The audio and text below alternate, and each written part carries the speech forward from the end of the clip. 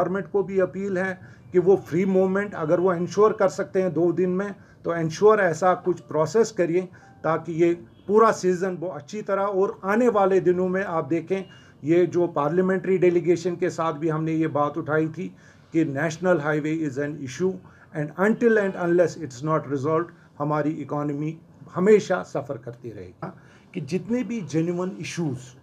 हमें होंगे, हमने इनको एक रिक्वेस्ट भेजी है, न कि आप कहाँ कैंसर हॉस्पिटल, रिक्वेस्ट इसके लिए भेजा कि हमारे पास जो ताजिर लोगों के मसले मसाइल हैं वो हम आपके सामने रखना चाहते हैं और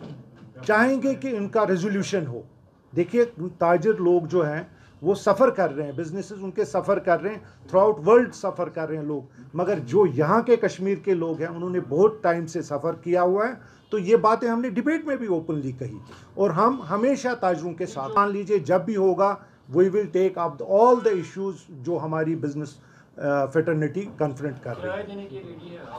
देखिए किराया, आप किरायादार है और मैं किराया देने, आप कुछ और कहेंगे, मैं कुछ, at least at the end some agreement has to happen. So इस तरह एक साइड से बात कभी चलती नहीं है, मिल बैठ के बात हो जाती है।